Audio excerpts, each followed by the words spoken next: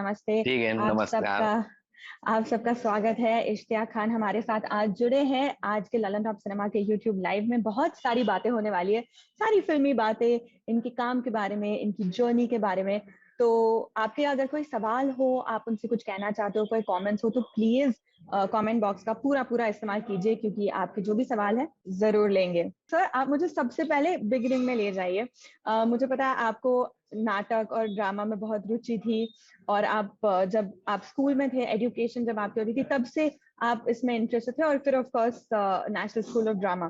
तो आप मुझे वहाँ तक की जर्नी बताइए। जर्नी वही है कि जैसा कि आपने बोला कि मैं पहले इप्टा में था, इप्टा से फिर मैंने कुछ वर्कशॉप की, अन्वेषण थिएटर ग्रुप सागर में आके, फिर भोपाल में ऐसे वर्कशॉप उधर जाके पता चला कि मैं एनएसडी में एक एक स्कूल है जो एनएसडी है जिसका नाम, उधर आप जा सकते हैं और अच्छे से सीख सकते हैं।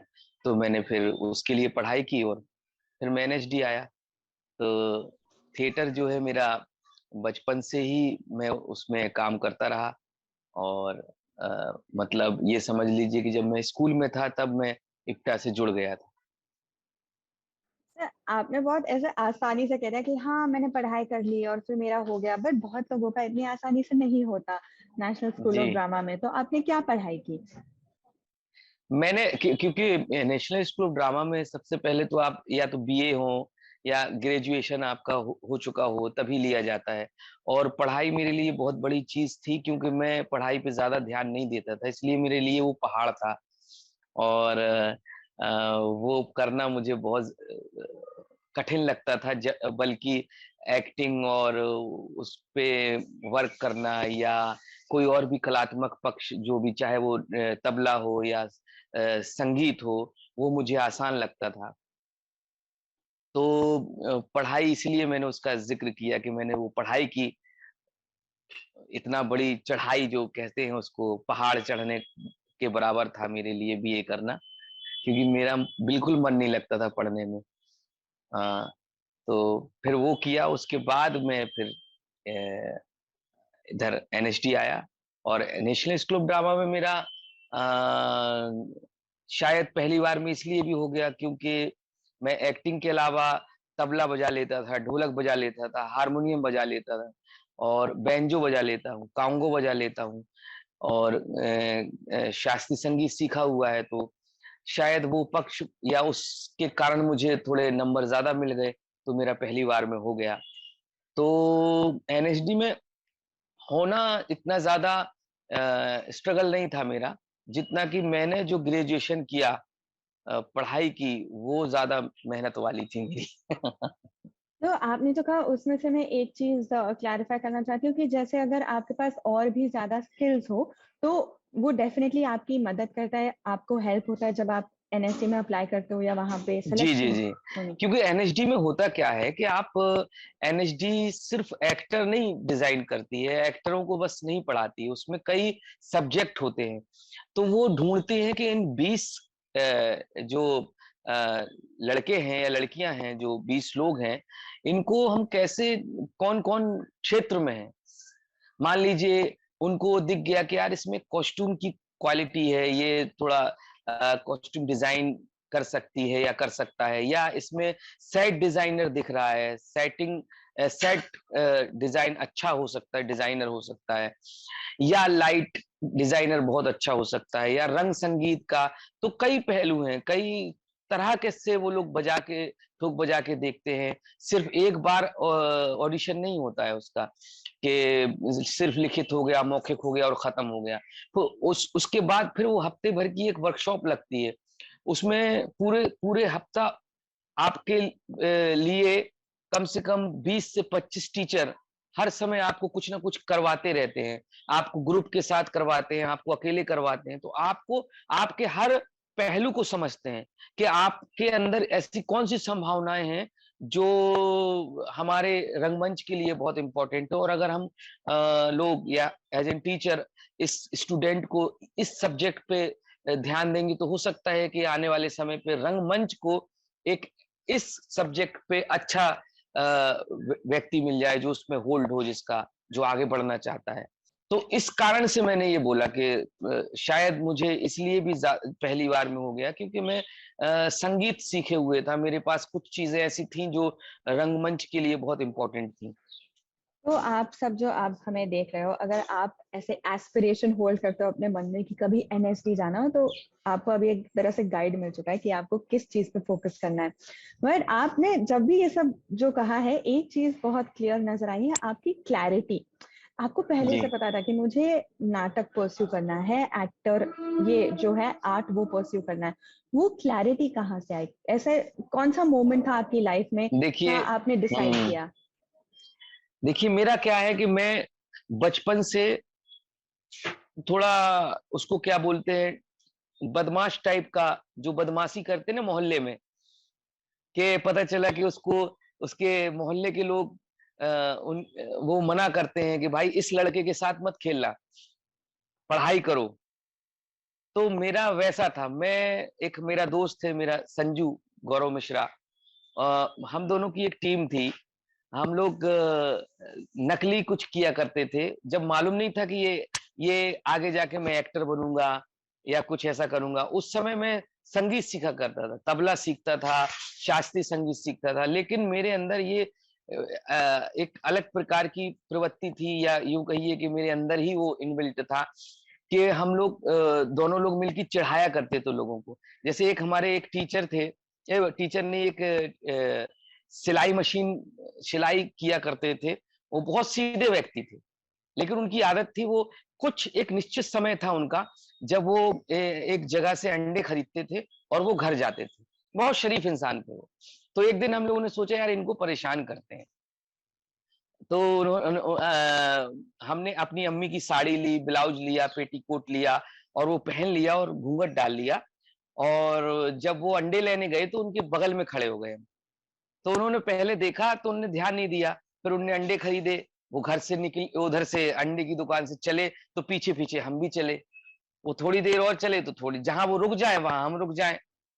तो वो बेचारे डर गए कि यार ये कौन औरत है जो हमारे पीछे पड़ गई। और हमारे जो दोस्त थे वो छुप के सब ये देखा करते थे। तो पीछे पीछे पीछे पीछे जब वो घर घुसने लगे तो हम भी उनके पास, तो वो और डर गए, तो वो अपने घर में नहीं घुसे, वो भाग गए। और जो जब वो भाग गए तो हमारे जो मित्र हैं उनकी चबूतरा चबूतरा होता है हमारे उधर, तो वो सारे मित्र चबूतरे में बैठ गए और हमसे बात कर रहे हैं ऐसे, और वो दूर से देख रहे हैं और हम बार बार सिर्फ उंगली दिखा रहे हैं उनको, वो ऐसे ऐसे ऐसे ऐसे तो वो उनको और डर चालू हो गया कि जाने क्या बोल रही है ये औरत, कौन है क्या नहीं है। तो वो बेचारे कम से कम आधा घंटा उन्हें परेशान किया, फिर हम लोगों ने पीछा किया उनका। तो वो पहले तो बेचारे पैदल चलते रहे, फिर दौड़े, वो भागे उधर से। तो ऐसी हरकतें किया करते थे हम लोग। कि जैसे अपने आप में कोई आप फिल्म सीन, या आजकल जो हम टीवी सीरीज ऐसे देखते रहते हैं ओटीटी पर ना, ऐसे एक हाँ सीन जैसे आप डिस्क्राइब कर रहे हो वैसे लग रहा है। हाँ हाँ, ऐसे ही। बट ये तो कितनी ऐसा होता अच्छी था। बात है। हाँ, और एक और था मेरी आदत कि मैं उस जमाने में टॉकीज में ना फिल्में लगती थी, तो जैसे अब हम लोग प्रोमो देख लेते हैं, ट्रेलर देख लेते हैं, उस समय वो चलन नहीं था। तो फिल्म लगती थी, फिल्म के बाहर एक स्थान होता था जहां फोटो लगी रहती थी फिल्मों की। तो हम जाके देखते थे वो, और देखते थे और ये देखते थे कि भाई अ, चेहरा देख के लगता था कि ये खलनायक है, ये हीरो है, ये हीरोइन है, ऐसे करके हम एक कहानी बना लेते थे। और अपने मोहल्ले में आके ना उसको बोल देते थे, मालूम इस फिल्म में ऐसा है, फिर वो ऐसा होता है, फिर वो खलनायक आता है, ये वाला ये। तो ऐसे कहानी गढ़ लिया करते थे। तो लोग, लड़के बच्चे जो हैं हमसे बड़े खुश हुआ करते थे कि यार ये तो बड़ा है। इस टाइप से कहानियां बनाते थे। और पेपर जो है, जो पेपर आते थे, एक हमारी आंटी थी वाजपेयी जी, उनके इधर एक रंगीन पेपर आता था। जैसे एक नॉर्मल पेपर होता है, एक रंगीन पेपर होता है, तो उनका छतरपुर से कहीं से मंगवाती थी वो। तो उस रंगीन पेपर में फोटो बहुत अच्छी अच्छी होती थी, तो वो हम काट लेते थे वो रंगीन पेपर, और उसको पुट्ठे में, एक कार्टून में अंदर लकड़ी से ऐसे लपेट लेते थे उसको अंदर, और एक दूसरा खाली रहता था, तो दोनों एक बना लेते थे। और एक छप्पर होता है, छप्पर से ना रोशनी आती है धूप की, तो वो रोशनी से और आईना जो जिसमें देखते हैं ना हम लोग कंघी अंगी करते, उस आईने को पीछे से रोशनी डालते थे उस कार्टून के अंदर छेद से, और सामने बच्चे बुलाते बैठे रहते थे, वो पीछे हम रहते थे, और ऐसे ऐसे चलाते थे और कहानी बनाते थे कि तुम्हारा बाप मेरे लिए ऐसा कर जाएगा, और वो सब लोग उसमें देखते थे फोटो जैसे रंगीन। कैलिडोस्कोप होता है। हाँ हाँ हाँ, हाँ। तो वो फिल्म चलाया करते थे। और तबला और संगीत, एक दिन क्या हुआ, किसी को एफ्टा वालों को ढोलक वाले की जरूरत थी, तो वो ढूंढते हुए आए, उन्होंने कहा भाई इश्तियाक ढोलक बजा लेता है, तो इसको ले जाओ। उधर गए तो देखा कि यार ये तो नाटक है जो हम लोग करते हैं आम जीवन में, वो तो ये लोग ऐसे स्टेज पे करते हैं। तो धीरे धीरे धीरे धीरे धीरे धीरे एक उसकी प्रति जो है हमारा उत्साह बढ़ता गया, ललक जो है कि एक आध दिन मैं भी करूंगा। एक दिन मौका मिल गया, एक एक्टर हैं वो आए नहीं, तो क्योंकि हम बाहर से देखते थे और शार्प थे इस मामले में, तो वो डायलॉग जो हमें याद थे, वो मैंने उनसे बोला कि भाई मैं कर सकता हूँ क्या? उन्होंने कहा हाँ करके दिखाओ, करके दिखाया। और वो जमूरे का कैरेक्टर था, श्री देवेश मिश्र डायरेक्टर थे, तो पहला नाटक मेरा उधर शुरू हुआ। फिर वो सतत चलता चलता रहा, क्योंकि तालियां मिली, लोगों ने तारीफ की। ये तो हम लोग छुप के करते थे और बच्चों बच्चों में करते थे, फिर वो बड़े लोगों ने तारीफ करना शुरू की, तो फिर ये हुआ। फिर एक तरह से वैलिडेशन और एक्सेप्टेंस मिल गई कि हाँ कर सकते हैं ये काम और हाँ अच्छा कर रहे हैं। हाँ हाँ हाँ हाँ से बदमाश होना, शैतानी करना बुरी बात नहीं है। हाँ हाँ हाँ हाँ। बट आपकी क्रिएटिविटी को दाद देनी पड़ेगी। वैसे बहुत सारे कमेंट्स आ रहे हैं सर। एक तो अमरेंद्र कुमार मिश्रा जी ने कह दिया कि English speaking is not a rice pulao eating. हाँ हाँ हाँ, वो एक फर्स्ट कह फसगर रहे हैं ओबामा का ओबामा। कैरेक्टर। हाँ हाँ, तो हाँ। आप हमें उसके बारे में बताएं। वहीं से शुरुआत करते हैं आपकी जो फिल्मी जर्नी थी उस उन सब किस्सों की। इंग्लिश क्लासेस जो आप लेते थे और उस कैरेक्टर के बारे में हमें बताएं। इंग्लिश क्लास क्लास का जो कैरेक्टर वो इत्तेफाक से मिला था, क्योंकि मेरे जो एक मित्र हैं निखिल द्विवेदी, उन्होंने उनको उन्होंने नरेंद्र भाई हैं उनके पास भेजा कि भाई एक एनएचडी का एक्टर है यार, बहुत अच्छा एक्टर है, इसको एक काम दो। तो नरेंद्र भाई के पास एक छोटा सा कैरेक्टर था, इंग्लिश टीचर। तो वो बोले यार देखो इश्तियाक, तुम एनएचडी से हो यार, मैं नहीं चाहता हूं कि तुम ये ये कैरेक्टर करो, लेकिन वो निखिल ने बोला है तो मैं पूछ लेता हूँ यार, ये पढ़ लो, यही कैरेक्टर है, बहुत छोटा है, मुझे नहीं लगता तुम्हें करना चाहिए। तो मैंने कहा अगर मुझे इम्प्रोवाइज करने का मौका मिलेगा तो मैं जरूर करूंगा। तो उन्होंने कहा मैं डायरेक्टर से पूछता हूँ। सुभाष जी जो है बड़े अच्छे व्यक्ति हैं, उन्होंने कहा ठीक है, अगर उस कैरेक्टर के दायरे में कुछ लिख के लाते हो तो मुझे कोई प्रॉब्लम नहीं। तो फिर मैं कुछ अच्छा इम्प्रोवाइज करके लेके गया, कुछ उन्होंने बताया, दोनों का मिला के फिर उन्होंने जो मैं ज्यादा लेके गया था उसको काट दिया, और एक निश्चित जो जो कि उसका रिजल्ट सामने आया आपके कैरेक्टर, क्योंकि मैं तो सिर्फ कैरेक्टर देख रहा था, उनके पास पूरी फिल्म थी। तो फिर वो एक बेहतरीन क्रिएटिव मामला जो है निकल के आया। हम्म। उस कैरेक्टर के बारे में एक बात और बताना था मुझे। कैरेक्टर जो है, मुझे एक फिल्म मिल गई थी, बहुत बड़ी फिल्म, मैं फिल्म का नाम नहीं बताऊंगा। वो फिल्म मिल गई थी, तो मुझे ये पता चला कि भाई अब वो एक दिन का कैरेक्टर क्यों कर रहे हो यार, 45 दिन का काम है, ये करो, है ना। तो मैंने कहा यार ये तो सही बात है यार, मैं तो एक एक लाइन के लिए तरस रहा हूँ। तो मैंने सोचा नरेन भाई से बोल दूं कि यार मुझे स्पष्ट बोल दूं कि मुझे ये मिल रहा है, तो मैं छोड़ छोड़ रहा हूँ। तो मैंने उनको फोन किया, मैंने उनसे बोला कि मैं मुझे ये फिल्म मिल गई है और मैं ये छोड़ दूं तो बुरा वो तो नहीं होगा। कहले यार मैं तो फिर पहले भी चाह रहा था तुम नहीं करो, और वैसे भी बम्बई में नहीं है शूट, उधर है, पूना में है शूट। तो हमने कहा पूना में? बोले हाँ। हमने कहा अरे वहीं तो हमारा भी शूट है। तो बोले अच्छा कहाँ है? हमने की मालसेज घाट। तो उन्होंने कहा अरे वो तो तुम्हें हम टैक्सी से भी छोड़ देंगे, तुम आ जाओ कर लो। तो हमने कहा ठीक है। तो फिर हम तो ऐसे छोड़ने वाले थे कैरेक्टर, और वो इत्तेफाक की बात, एक बात मुंह से निकल आई उनके, पूना में है शूट, और वो बस हो गया मामला। कि वो लिखा था होना इसीलिए, और जब लिखा होता है तो फिर हाँ होने को कोई नहीं टाल हाँ सकता। हाँ हाँ हाँ तो और भी कमेंट्स आ रहे हैं। फुरकान कुरैशी जी कह रहे हैं कि इश्तियाक भाई आपका बहुत बड़ा फैन हूँ और आपकी एक्टिंग एकदम नेचुरल लगती है। और ऋषभ राज सिंह कह रहे कि सबसे पहले सर को प्रणाम, बहुत अच्छी एक्टिंग करते हैं आप, जबरा फैन हूँ।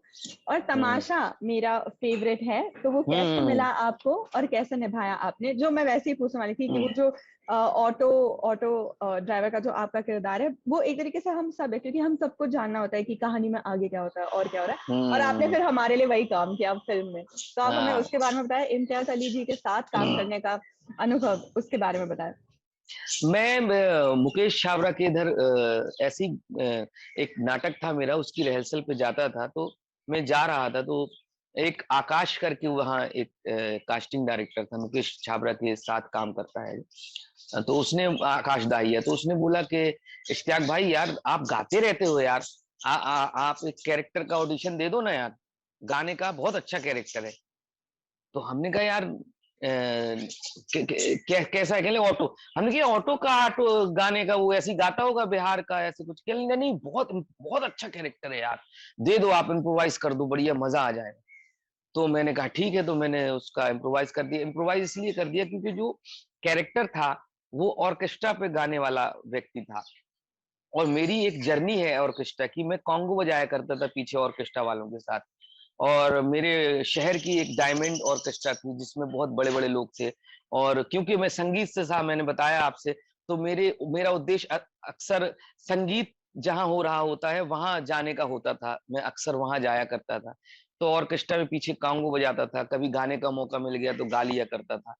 तो मुझे वो मालूम था, तो मैंने वो सारी इम्प्रोवाइज जो उधर होती थी इंटरेस्टिंग, वो सब मैंने करके दी थी। फिर सर का मैसेज आया कि बहुत अच्छा है और मैं तुमसे मिलना चाहता हूँ।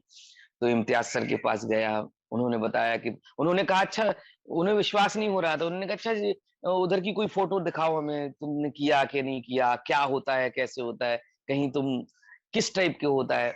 तो मैंने फिर अपने शहर में फोन किया, फिर कई उसके कैरेक्टर को पाने के लिए फिर मैंने बहुत कुछ किया, फिर वो मुझे कैरेक्टर मिला। और रहा सवाल इम्तियाज सर के साथ काम करने का, इम्तियाज सर एक ऐसे डायरेक्टर हैं जिनके जो सब कुछ तय करके आते हैं, कौन सा शॉट होगा, एक्टर का जो बोलने का तरीका होगा वो क्या होगा, उसकी फीलिंग क्या होगी, कितना पॉज होगा, उसके बाद कितना बोलेगा, कुल मिला के एक ऐसा डायरेक्टर जो अगर उधर से पत्ता भी हिल रहा है तो वो भी उसकी मर्जी से हिल रहा है। तो इतना इतना वेल मेंटेन, और उसको क्या कहेंगे कि इतना प्लानिंग से। शार्प, हाँ, प्लानिंग के साथ हाँ। वो काम करते हैं जो मुझे आज तक कोई नहीं मिला। तो सर, एक चीज मैं नोटिस कर रही हूँ, आप बार बार जो एक शब्द का इस्तेमाल कर रहे हो वो इम्प्रोवाइज है। जैसे आपने बताया फर्स्ट कह रहे हो ओबामा में भी आपने इम्प्रोवाइज किया, यहाँ पे तमाशा में भी ऐसे हुआ। तो आपको वो फ्रीडम होती है सेट्स पे या फिल्म की स्क्रिप्ट के साथ कि आप अपना भी कुछ वहां पर लाए और इम्प्रोवाइज करें फिर? देखिए कभी कभी क्या होता है कि आप जब आप जब एक एक लाइन के लिए तरस रहे होते हैं, आपको लगता है कि आप आए हैं मुंबई और स्टेब्लिश हों, लोग पहचाने, कुछ बड़े कैरेक्टर मिलें, कुछ ऐसा कर जाएं जिससे मुझे मेन कैरेक्टर मिलने लगे, अच्छे किरदार मिलने लगे। तो आप जो छोटे छोटे मतलब किरदार छोटे नहीं होते, कम समय के जो कैरेक्टर होते हैं, जब आपको वो मिलते हैं तो आप ये सोचते हैं कि यार इसको कैसे हम ऐसा डिजाइन करें कि कुछ लाइनें इसकी बढ़ें, कुछ कैरेक्टर इतने ही समय पे ऐसा दिख जाए, उसकी जर्नी दिख जाए, तो आपकी एक एज एन एक्टर तड़प होती है। तो उससे इम्प्रोवाइज करने की इच्छा होती है कि भाई इतना लिखा है, कुछ और कर देते हैं, शायद कुछ थोड़ा और बढ़ जाए, थोड़ा और कुछ मिल जाए।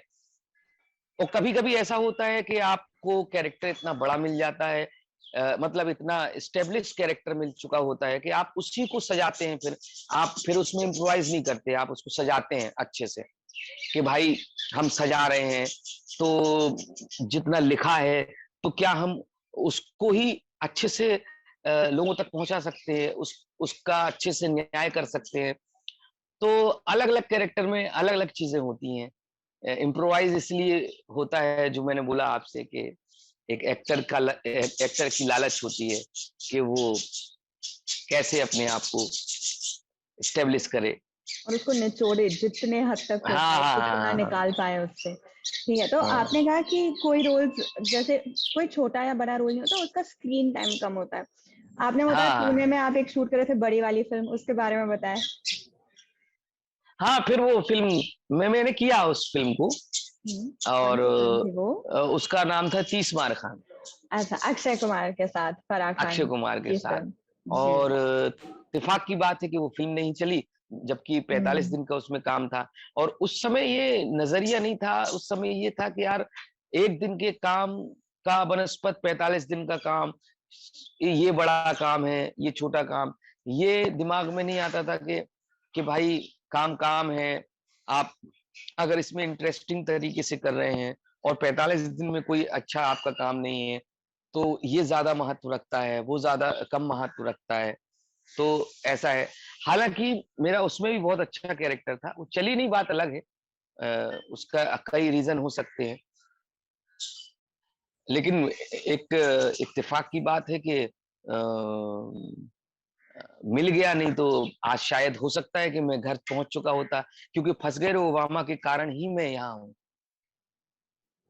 तो ऐसे हुआ कि फिल्म रिलीज होने के बाद जिस तरह से आपको फीडबैक मिला या फिर जिस तरह से इम्पैक्ट हुआ उस रोल का कि आपको और रोल्स मिलने लगे, वो आपने फर्स्ट कह रहे हो ओबामा के बाद से देखा या 30 मार खां के बाद से?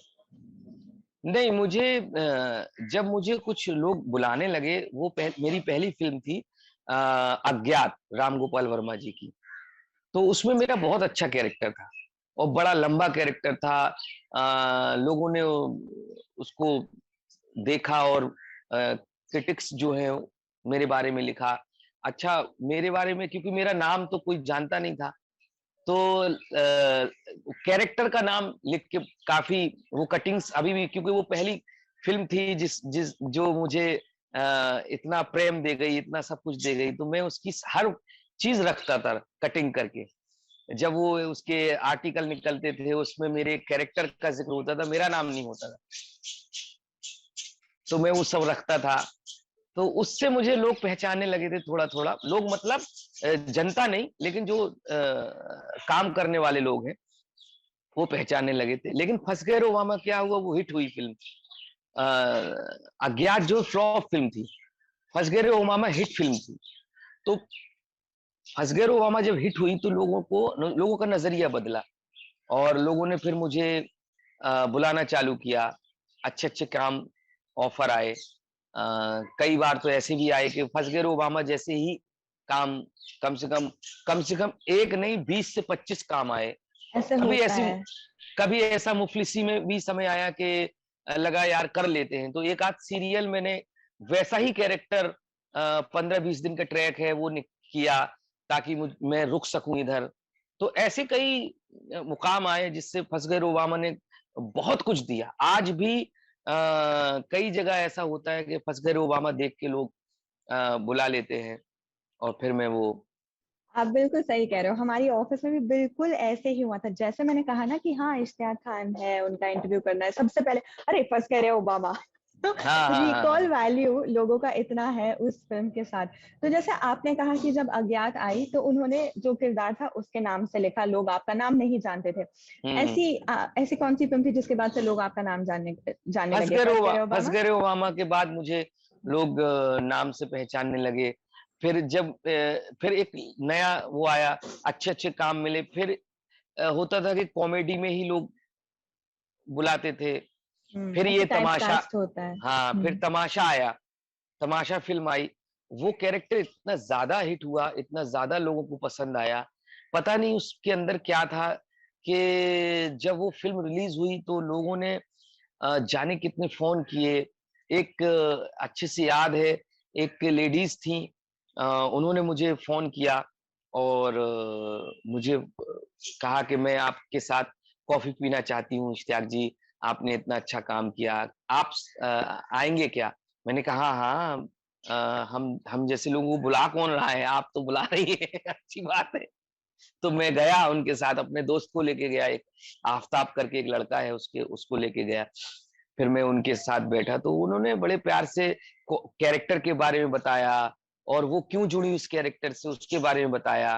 फिर उन्होंने एक गिफ्ट दिया मुझे। उसमें एक छल्ला था, उसका 4 व्हीलर का छल्ला नहीं होता चाबी वाला, वो दिया उन्होंने। तो पहले तो मुझे लगा ये क्या 4 व्हीलर दे रही है क्या? फिर बोले कि नहीं इश्तियाक जी, मैं ये आपको इसलिए गिफ्ट कर रही हूँ, मैं गाड़ी तो नहीं दे सकती, मेरी इतनी औकात तो नहीं है, लेकिन मेरी भावना है ये देने की।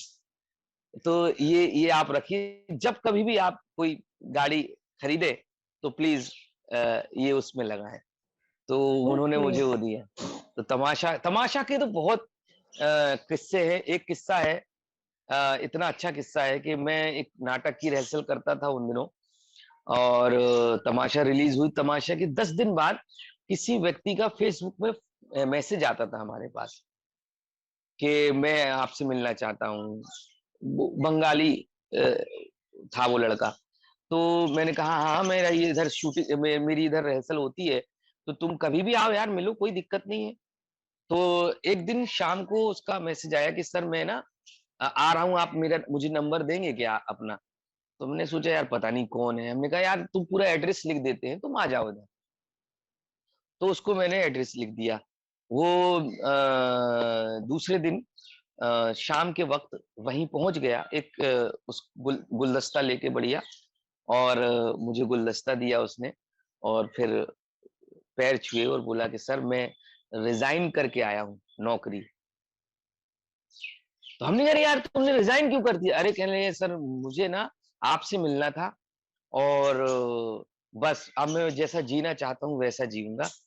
और तो हमने कहा अरे यार तुम ऐसा क्यों कर रहे हो यार, कल आओ, तुम घर आओ हमारे घर खाने पे। कहले नहीं नहीं सर, मैं कलकत्ता से आया हूँ, मेरी लौटने की टिकट है फ्लाइट की, मैं आया हूँ आपसे मिलूंगा और अभी निकल जाऊंगा।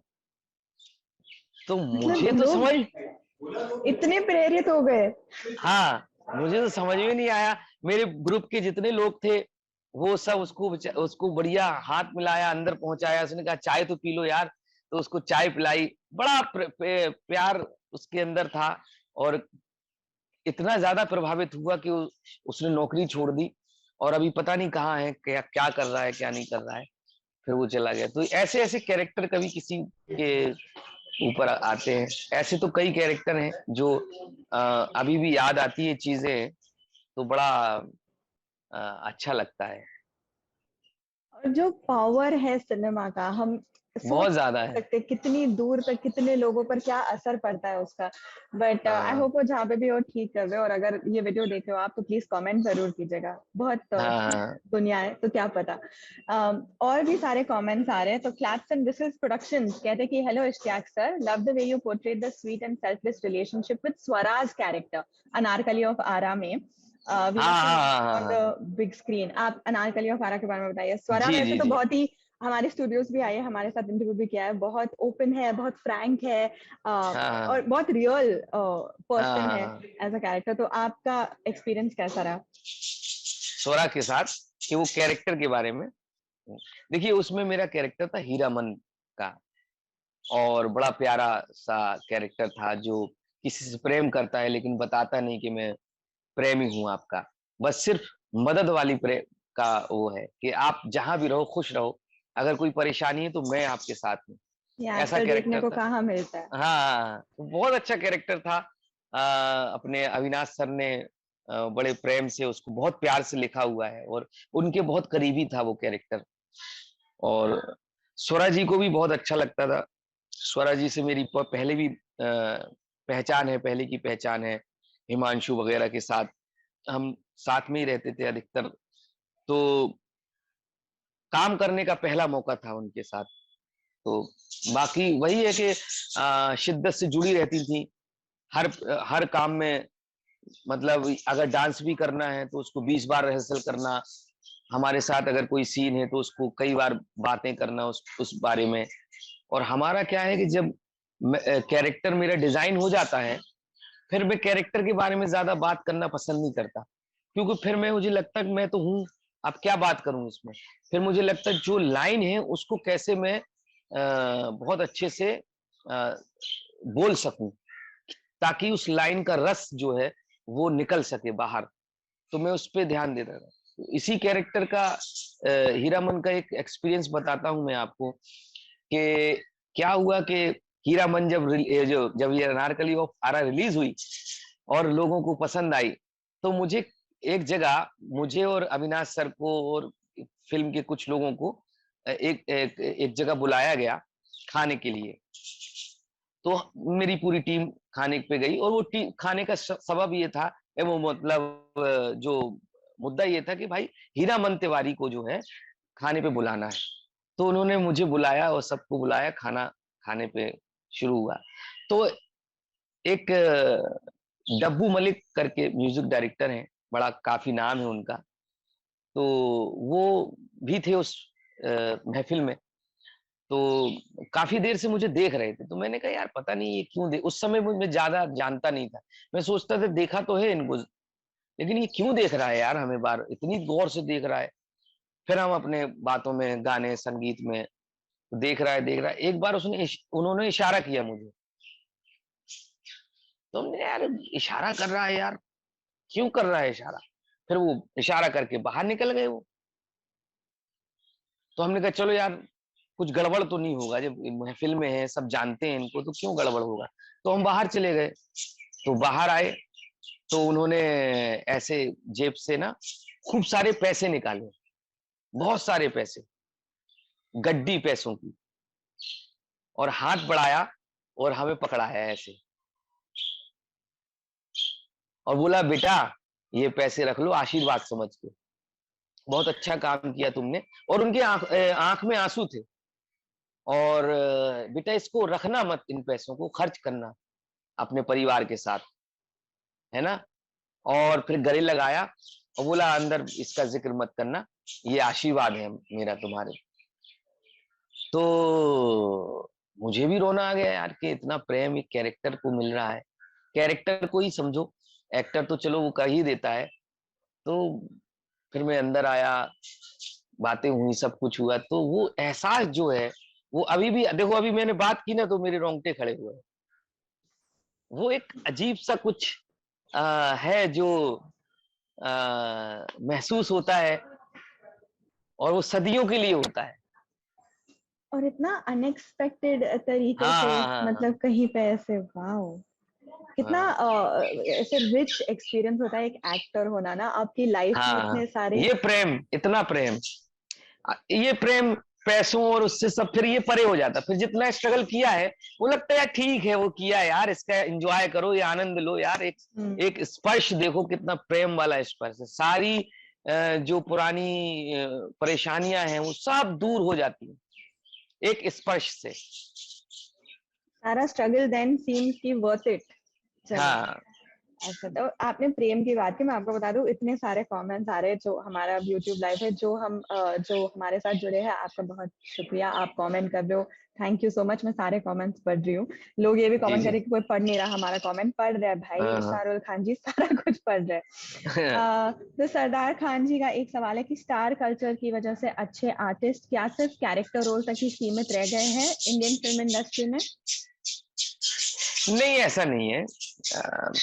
क्या होता है कि जैसे मैं हूँ, अगर मैं अपने आप को ये सोचूं कि मैं सलमान भाई जैसा कुछ करूं या कुछ, तो नहीं होगा ना, आप लोग ही एक्सेप्ट नहीं करेंगे। भाई पहली बात, अगर मैं 4 लड़कियों के साथ डांस करने लगूं सलमान भाई जैसा, तो आप क्या एक्सेप्ट करेंगे? नहीं करेंगे, क्योंकि वो ज़हन में नहीं, क्यों, हीरोइज़्म एक अलग चीज़ है, ठीक है? रहा सवाल कि जो बाहर से आते हैं उनको क्या एज एन हीरो नहीं मिलता है, या ऐसे हीरो जो मैं समझ रहा हूँ किस प्रकार की कहानी बता रहे हैं, कि चाहे वो भूल भुलैया हो इस टाइप का, जैसे अक्षय कुमार करते हैं या आमिर भाई करते हैं, या जो लोग हैं वो लोग करते हैं, तो ऐसा नहीं है। अभी देखो कार्तिक आर्यन है ना, वो कर रहे हैं ना। आयुष्मान खुराना है, वो भी है, अपने क्या नाम उसका, जैसे राव, नवाजुद्दीन सिद्दीकी है, राजकुमार राव। नवाज भाई चलो कैरेक्टर धीरे धीरे शुरू हुए, फिर उनको एक एक कैरेक्टर ही डिजाइन होता है, तब उनको काम मिलता है। हीरोइज्म की बात कर रहे हैं जिसमें एक हीरोइन है और वो बिल्कुल ऐसे गाने हैं उनके जो आम जीवन से हटके हैं, ऐसे हीरोइज्म की बात कर रहे हैं, जैसे भूल भुलैया है या कोई और है। तो ऐसा नहीं है, लोग आते हैं। अब इत्तेफाक की बात है कि वो गुजर गए अपने सुशांत जी, वो भी आए थे, वो भी छोटे शहर से आए हुए थे और उन्होंने बड़े-बड़े जगह काम किया है और अच्छा खासा काम किया हुआ है ना? अच्छी-अच्छी फ़िल्में मिली हुई हैं। तो वो क्या होता है कि हम लोग ना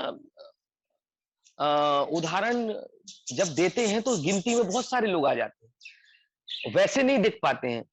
और रहा सवाल स्टार होने का, तो मैं तो ये कहता हूँ कि अगर इतना ही ज़्यादा अगर स्टारों के हाथ में होता कि उनके ही घर के बच्चे स्टार हों, तो फिर यशराज का बेटा जो है सुपरस्टार होता, या अपनी क्या नाम इनका कपूर जो है, तुषार कपूर जो है वो सुपर डुपर बड़े स्टार होते, या सलमान भाई के जो जीजा हैं 2-3, या सलमान भाई के खुद अपने भाई वही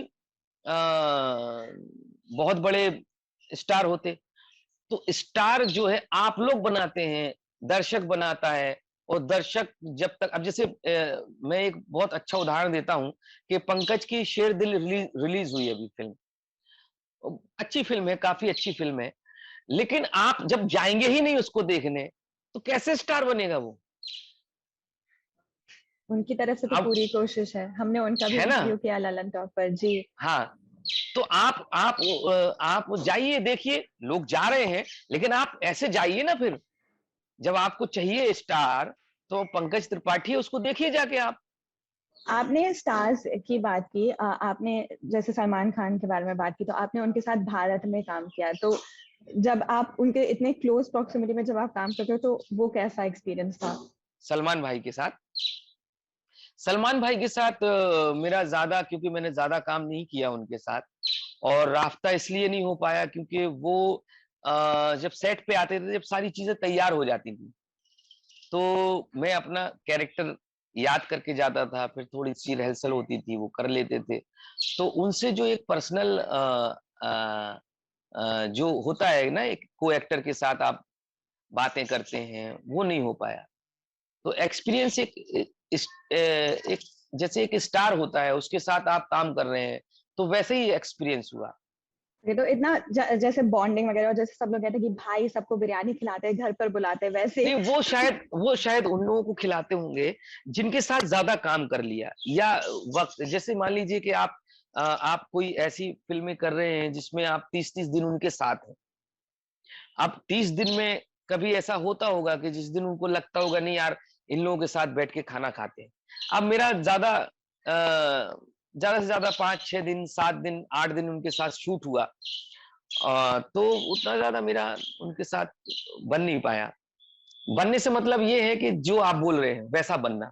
बट सर, आपकी अभी फिल्म आ रही है खुदा हाफिज 2, आप हमें उसके बारे में बताएं। जी, खुदा हाफिज 2 जो है, उसमें मेरा कैरेक्टर वही इनोसेंट है बहुत, और एक जगह नौकरी करता है जहां उसकी बेचारे की डिग्निटी जो है वो हर समय दांव पे लगी रहती है, लेकिन मजबूर है बेचारा, कर रहा है काम अपने रिश्तेदारों के इधर।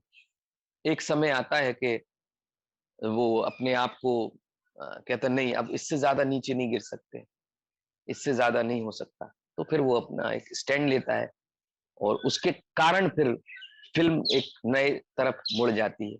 तो कहानी ये है, पूरी खुल के इसलिए नहीं बता सकते क्योंकि आजकल ज्यादा बोल नहीं सकते, क्योंकि एग्रीमेंट वगैरह होता रहता है ना। हम्म। अच्छा, हमें ये बात से बहुत खुशी है कि सब लोगों को लगता है कि कितनी एक्शन ओरिएंटेड फिल्म है, विद्युत जामवाल उसमें, और इन विद्युत जामवाल का जैसे एक है कि वो जैसी फिल्म्स करते हैं, उनके जैसे कैरेक्टर्स होते हैं, बट उस सब में हमें आप जैसा ही किरदार देखने को मिलेगा, तो ऑब्वियसली बहुत वो एक। अच्छी फिल्म है, आज के जमाने के लिए फिल्म है, और हर घर के व्यक्ति को जाना चाहिए, बच्चों को भी जाना चाहिए देख, क्योंकि वो फिल्म सिर्फ मारधाड़ नहीं है, उसमें बहुत कुछ है। Thank you. मैं कहानी नहीं खोल सकता, लेकिन जाएं देखें, मजा आएगा।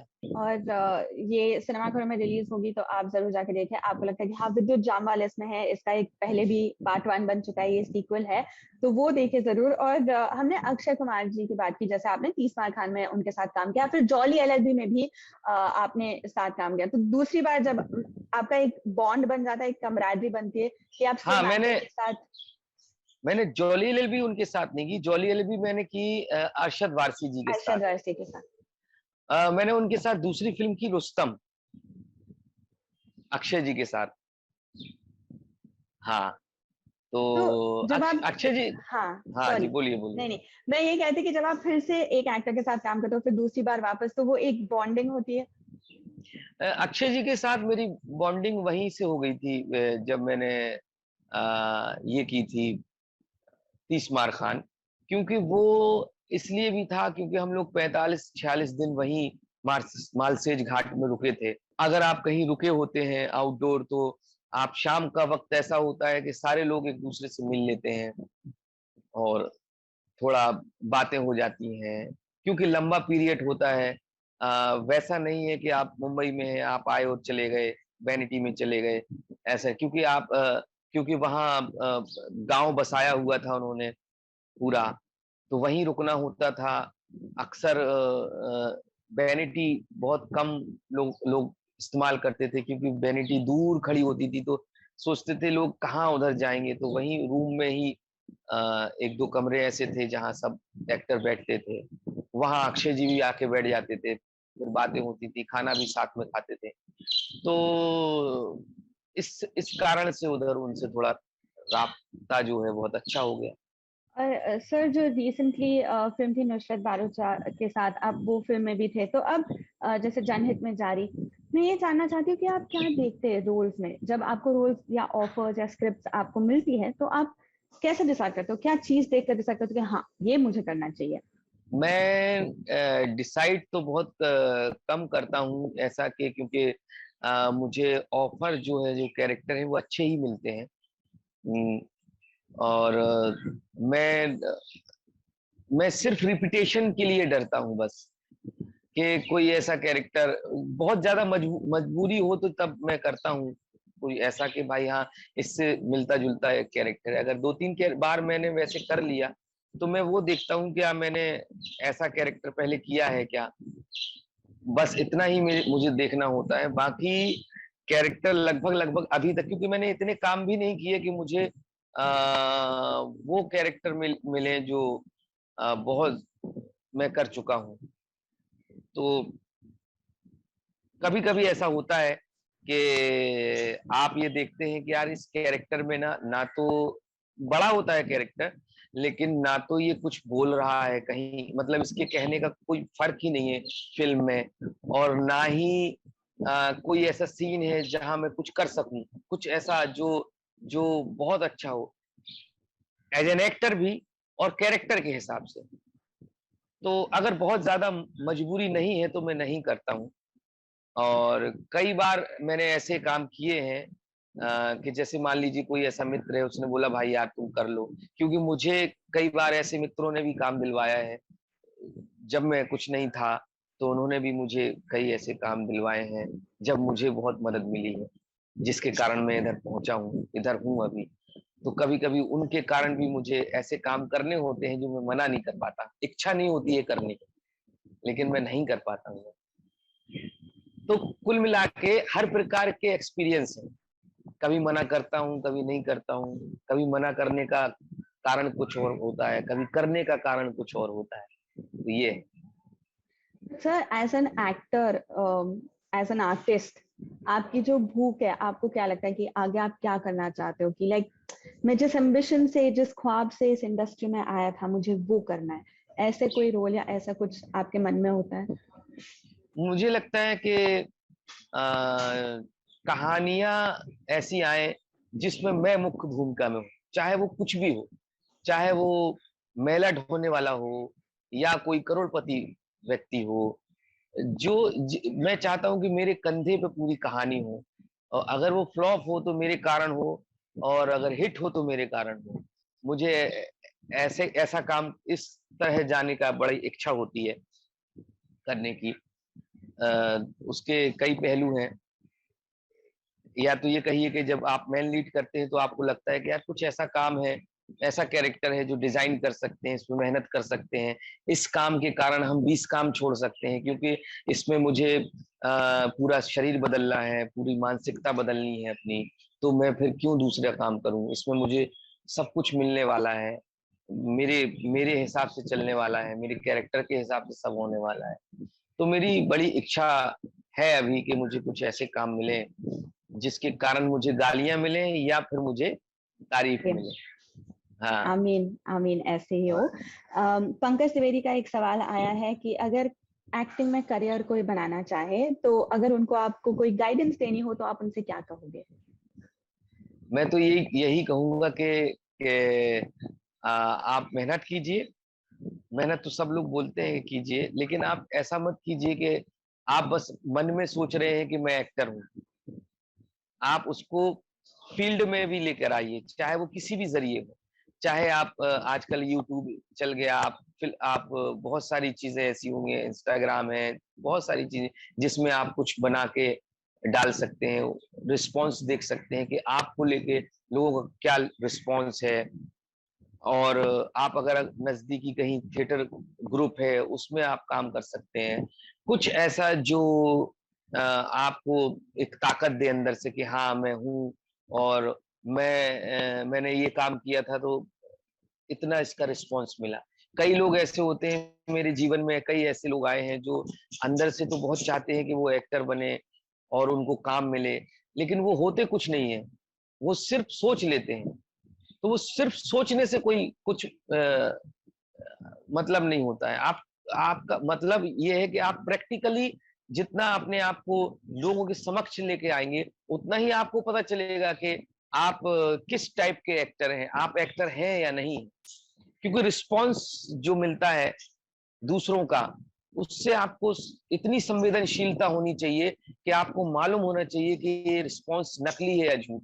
अगर ये रिस्पॉन्स आपको नहीं है मालूम, इसका मतलब आप एक्टर ही नहीं है, क्योंकि आपके अंदर संवेदनशीलता ही नहीं है, तो कैसे एक्टर होंगे आप? बहुत बड़ी सीख है ये, और इतना हाँ। आसान नहीं होता। लोगों को लगता है कितना ग्लैमरस होता है, बट एक्चुअली में बिल्कुल आसान नहीं होता। सर, आपके लिए अभी भी ये स्ट्रगल रहता है? आपको अभी भी जैसे लोगों को पूछना होता है या ऑडिशन करना होता है, अभी भी ऐसे होता है आपके साथ? मुझे कई काम ऐसे मिल जाते हैं जो पुरानी फिल्में देखे होते हैं वो। कई काम ऐसे होते हैं कि एक प्रोसेस होती है, कोई डायरेक्टर बोलता नहीं यार मुझे तो ना 4 लोगों को ना ऐसे ऐसे कॉस्ट्यूम पहना के और ये डायलॉग इस अंदाज में बुलवाना है। तो कई बार ऐसा होता है कि ऑडिशन देना होता है और कई बार नहीं देना होता है। तो और स्ट्रगल का मामला ये है कि स्ट्रगल का पैटर्न बदल जाता है हर इंसान का। चाहे वो, मैं जब शुरू में आया था मेरा अलग प्रकार का स्ट्रगल था। अच्छा, सबसे बड़ी एक्टर की क्या होती है दिक्कत, पर परेशानी क्या होती है एक एक्टर के लिए, कि आप जब बड़ी फिल्म में, ऐसी फिल्म में जहाँ कई स्टार हैं उसमें काम कर रहे होते हैं, तो आप जब तक रिलीज नहीं होती है फिल्म तब तक डर लगा रहता है कि यार पता नहीं इस फिल्म में मेरा कैरेक्टर कितना आएगा, है ना। जैसे कि मैं एक बहुत अच्छा जिक्र करना चाहता हूँ अगर वक्त है तो, अ, कि एक फिल्म थी जिसका नाम था बंटी बबली 2। हम्म। सैफ अली तो खान, उसमें, रानी मुखर्जी, हाँ, सिद्धांत एक चतुर्वेदी। हाँ, हम्म। एक कैरेक्टर था मेरा, बहुत अच्छा कैरेक्टर था। शुरू में कम से कम 3-4 सीन उसके ऐसे थे जो बहुत इंपॉर्टेंट थे, बहुत अच्छे सीन थे, और कुछ थोड़ा बहुत और था उसमें। तो मतलब पूरी फिल्म में अगर 4 सीन बहुत इंपॉर्टेंट थे और उसका किरदार का थोड़ा बहुत वो था, तो बहुत अच्छा था, मुझे अच्छा लगा था उसके सीन पढ़ के। मैंने वो शूट किया और बड़ी उम्मीद थी कि यार इस टाइप का कैरेक्टर है, मजा आएगा लोगों को, अच्छा लगेगा लोगों को। मुझे पैसे मिल गए, सब कुछ हो गया, एक एक बार एक डबिंग हो गई, सब कुछ हो गया। फिर लगा यार सारे सीन है, सब कुछ है। वो एक डर जो मैं बता रहा हूँ आपसे कि एक एक्टर का होता है। बाद में जब बंटी और बबली फिल्म रिलीज हुई, उसके पहले डायरेक्टर ने मुझे भेज दिया था कि यार आपके ना पूरे सीन कट गए हैं, क्योंकि फिल्म जो है बहुत बड़ी हो गई है, तो संभावनाएं कहीं दिख नहीं रही थी। तो आपका कैरेक्टर क्योंकि अलग से था, कहानी से उसका लेना देना था, लेकिन इतना नहीं है कि अगर वो कट भी जाए तो चलेगा, उसका जिक्र भी हो जाए तो हो जाएगा। अब क्योंकि वो उनके हाथ में रहता है और क्रिएटिव मजबूरी होती है इंसान की, कोई चाहता नहीं किसी का कि भाई ये कैरेक्टर काट दिया जाए, नहीं तो शूट ही क्यों करता, पैसा ही क्यों देता आदमी। तो जब वो फिल्म आई तो उसमें एक जगह कहीं मैं खड़ा हुआ हूँ, क्योंकि बाकी सब कट गया, लेकिन कहीं कहीं एक जगह मैं दूर दिख रहा हूँ, खड़ा हुआ हूँ। तो एक एक्टर जो काम कर रहा होता है, हम जैसा एक्टर, जिसको काफी डर रहता है कि भाई जब फिल्म आएगी तो पता नहीं अ, आपके कैरेक्टर में कैची ना चल जाए, क्योंकि बड़े बड़े ऐसे एक्टर हैं जो कहानी में बहुत ज्यादा किरदार में जो है बहुत ज्यादा इम्पोर्टेंट है और उनको नहीं काटा जा सकता है। तो कई जगह ऐसा हो जाता है। कई ऐसी फिल्में मैंने की हुई हैं जिसमें मैं तो बहुत हूँ, लेकिन मेरे साथ कई मित्र ऐसे थे जो जिनका काम था वो बेचारे उनका उनका भी कट गया पूरा। तो ये एक क्रिएटिव कॉल है, इसको आप नकार नहीं सकते और ये भी नहीं कर सकते कि ये गलत किया, क्योंकि वो एक पूरी फिल्म को देखते हैं डायरेक्टर, और ये देखते हैं कि भाई कैसे हम एक अच्छा प्रोडक्ट जनता तक ला सकते हैं। उसके लिए बहुत सी चीजें करनी होती है। तो एक्टर सबसे ज्यादा डरता है फिल्म रिलीज से पहले कि भाई कौन सा सीन कट गया, कौन जिस सीन से उम्मीद है वही तो नहीं कट गया। हाँ। तो अब खुदा हाफिज 2 को लेकर आपके मन में ऐसे डर है? नहीं नहीं, ऐसे अब क्योंकि वो किरदार ही ऐसा है, ये वाला किरदार तो ऐसा है कि उसको नजरअंदाज नहीं किया जाए। इसी इसी इसी 4 कैरेक्टरों के अंदर ही एक के कारण ही फिल्म होती है, तो वो कट नहीं सकते। और जब ऐसे कुछ होता है तो आपको ऑब्वियसली बहुत मायूसी जैसे फील होती होगी, तो आप उस फीलिंग के साथ फिर कैसे डील करते हैं? शुरू में 1-2 बार हुआ था मेरे साथ, तो बहुत ज्यादा दुख हुआ था। लेकिन जब मैंने देखा कि नहीं यार, कोई जानबूझ के नहीं काटता है, वो ये समझ लेते हैं कि भाई ये कैरेक्टर जो है या ये सीन जो है काट भी देंगे तो फिल्म में कोई फर्क नहीं पड़ेगा। तो कभी कभी मजबूरी वश काटना होता है। अब मेरे समझ में आता है, पहले ज्यादा अब बस सिर्फ इतना दुख होता है, आ जाता काश तो मजा आता, लोग देखते हैं। क्योंकि आपको तो लालच जो है कि मैंने कैरेक्टर कैसे निभाया, और उस समय जो वो मुझे सीन मिला था, जो मेरे डायलॉग थे वो मैंने कितने अच्छे से बोले, ये लोग देख ले। यही ललक होती ना एक्टर की। भाई पैसे तो मिलते ही रहते हैं, कोई दिक्कत ही नहीं है उसमें। थैंक यू सो मच, आपने इतना खुल के इतना ऑनेस्टली हमारे साथ इतनी लंबी बातचीत की। बहुत लोगों को अच्छा लगा, बहुत लोगों ने देखा, कमेंट सवाल भी पूछे। और आपकी फिल्म 10 जुलाई को जो आ रही है थिएटर्स में, खुदा हाफिज 2, उसके लिए ऑल द बेस्ट। हम जरूर देखेंगे और आपके कैरेक्टर का वेट करेंगे स्क्रीन पर। Thank you, thank thank you you. Sir.